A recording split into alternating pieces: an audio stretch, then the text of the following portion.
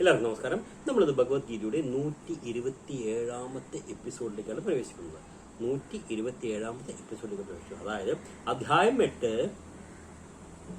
അക്ഷരബ്രഹ്മയോഗത്തിലെ 8ാമത്തെ ശ്ലോകം. 8ാമത്തെ ശ്ലോകമാണ് നമ്മൾ ഇന്ന് ഇവിടെ ചർച്ച ചെയ്യാൻ പോകുന്നത്. ഇന്ന് 2022 ഓഗസ്റ്റ് മാസം 30-ാം തീയതി ചൊവ്വാഴ്ച, ചിങ്ങമാസം 14-ാം തീയതി, അത്തം 1.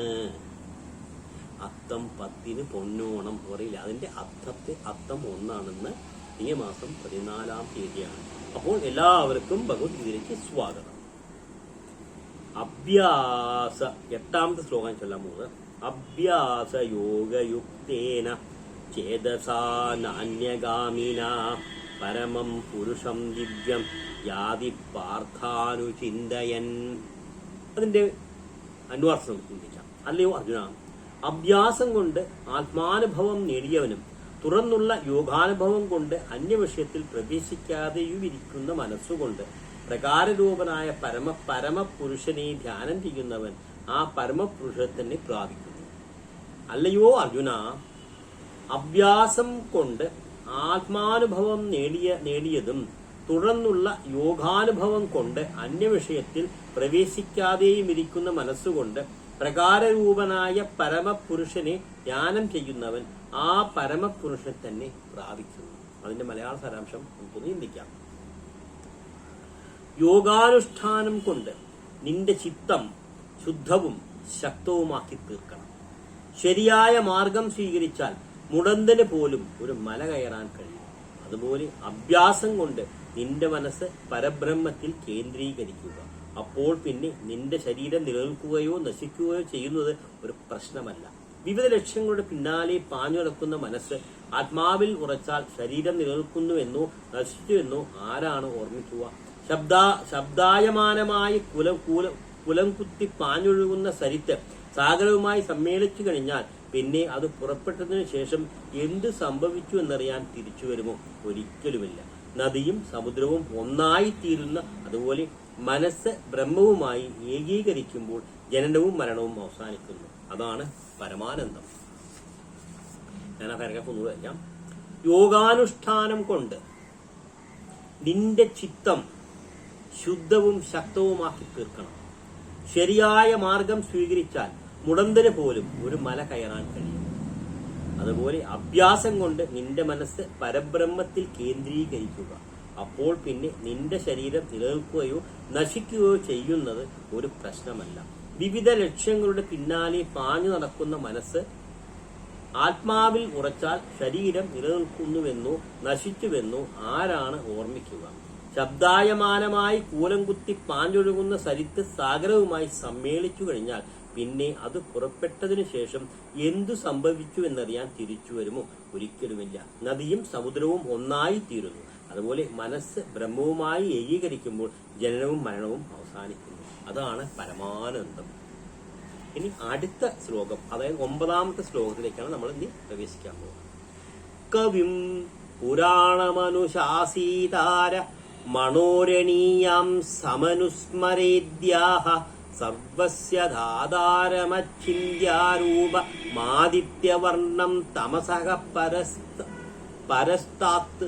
9ാം ശ്ലോകം നോക്കില്ല. കവിം പുരാണമനുശാസീതാര മനോരണീയാം സമനുസ്മരോദ്യഃ സർവസ്യ ധാതാരമചിന്യാരൂപ മാദിത്യവർണം തമസഹ പരസ്താത്. 9ാം ശ്ലോകം. 10ാം ശ്ലോകം. പ്രയാണകാലേ മനസാ അചലേന ഭക്ത്യാ യുക്തോ യോഗബലേന ചൈവ ഭ്രുവോർമധ്യേ പ്രാണമാവേശ്യ സമ്യക് സതം പരം പുരുഷമുപൈതി ദിവ്യം. 10ാമത്തെ ശ്ലോകമാണ്. പ്രയാണകാലേ മനസാ അചലേന ഭക്ത്യാ യുക്തോ യോഗബലേന ചൈവ ഭ്രുവോർമധ്യേ പ്രാണമാവേശ സമ്യക് സതം പരം പുരുഷമുപൈതി ദിവ്യം. അതിൽ ഇനി അന്വർത്ഥം ചിന്തിക്കാം. ചലിക്കാത്ത മനസ്സോടും ഭക്തിയോടും ധ്യാനപരത്തോടും കൂടിയിരിക്കുന്ന യാതൊരുവൻ മരണകാലത്തിൽ പ്രാണവായുവിനെ പുരികങ്ങളുടെ മധ്യത്തിൽ വേണ്ടുവണ്ണം നിർത്തിയിട്ട് സർവജ്ഞനും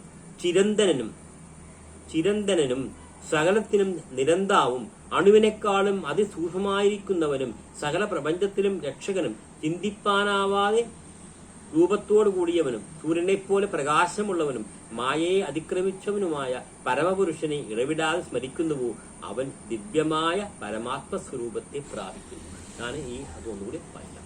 ചലിക്കാത്ത മനസ്സോടും ഭക്തിയോടും ധ്യാനബലത്തോടും കൂടിയിരിക്കുന്ന യാതൊരുവൻ മരണകാലത്തിൽ പ്രാണവായുവിനെ പുരിയങ്ങളുടെ മധ്യത്തിൽ വേണ്ടും വണ്ണം നിർത്തിയിട്ട് സർവജ്ഞനും ചിരന്തനനും സകലത്തിനും നിയന്താവും അണുവിനേക്കാളും അതിസൂക്ഷ്മമായിരിക്കുന്നവനും സകല പ്രപഞ്ചത്തിനും രക്ഷകനും ചിന്തിപ്പാനാവാതെ രൂപത്തോടു കൂടിയവനും സൂര്യനെപ്പോലെ പ്രകാശമുള്ളവനും മായയെ അതിക്രമിച്ചവനുമായ പരമപുരുഷനെ ഇടവിടാതെ സ്മരിക്കുന്നുവോ അവൻ ദിവ്യമായ പരമാത്മ സ്വരൂപത്തെ പ്രാപിക്കുന്നു.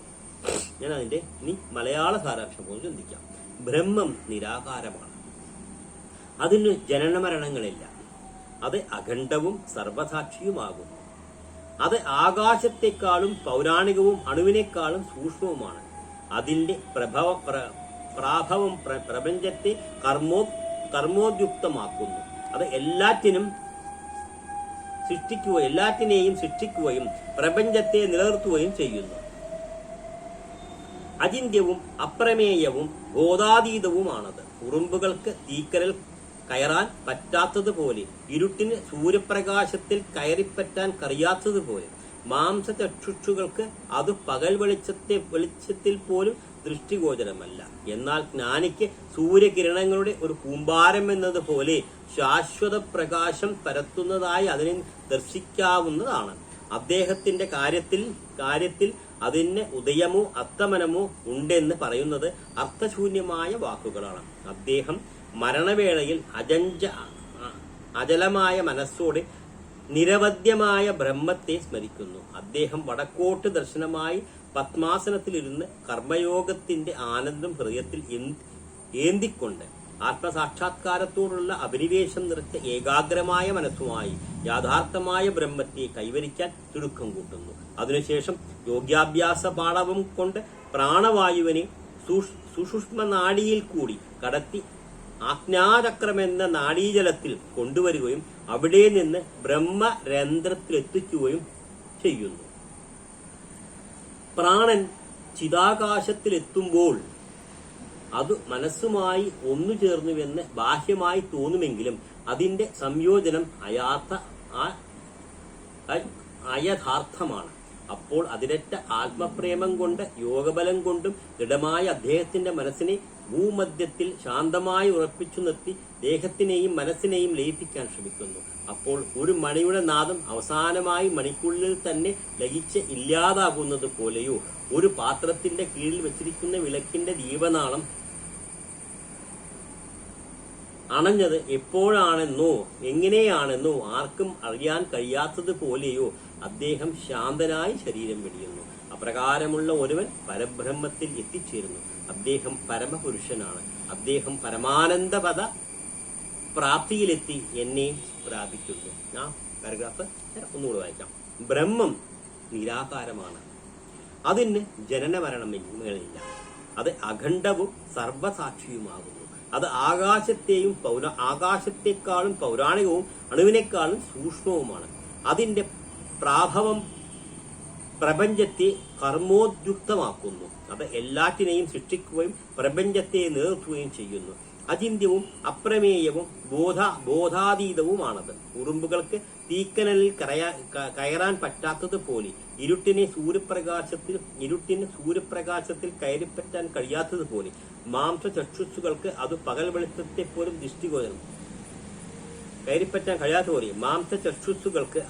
വെളിച്ചത്തെ പോലും ദൃഷ്ടിഗോചരമല്ല. എന്നാൽ ജ്ഞാനിക്ക് സൂര്യകിരണങ്ങളുടെ ഒരു കൂമ്പാരം എന്ന പോലെ ശാശ്വത പ്രകാശം പരത്തുന്നതായി അതിന് ദർശിക്കാവുന്നതാണ്.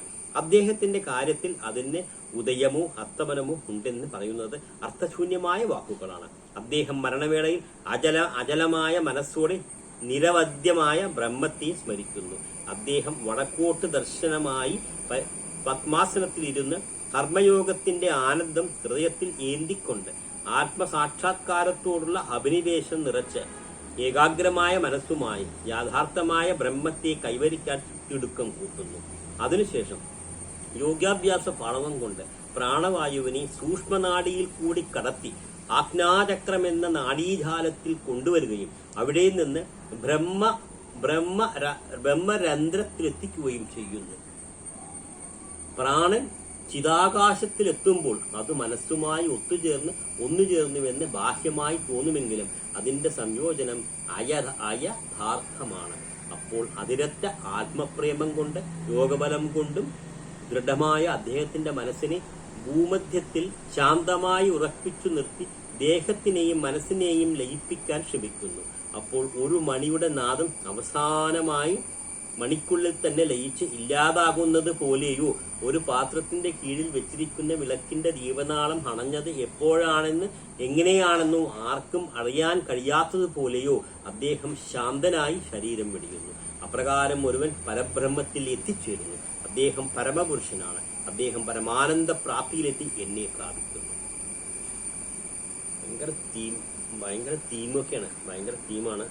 കുറച്ച് മനസ്സിലാക്കിയെടുക്കാൻ ഒത്തിരി ബുദ്ധിമുട്ടൊക്കെയാണ്. പക്ഷെ 2-3 പ്രാവശ്യം നിങ്ങൾ കേട്ട് കഴിഞ്ഞാൽ നിങ്ങൾക്ക് ഒരു ഏകദേശം ഒരു ഐഡിയ കിട്ടും. ഭയങ്കര കട്ടിയാണ് കാര്യം. മനസ്സിലായില്ലേ? അങ്ങനെ നമുക്ക് ഇന്നത്തെ 127ാമത്തെ എപ്പിസോഡ് അവസാനിപ്പിക്കാം. 128ാമത്തെ എപ്പിസോഡ് നാളെ തുടരുന്നതായിരിക്കും. എല്ലാവർക്കും നല്ലൊരു സുഖം നേർന്നുകൊണ്ട്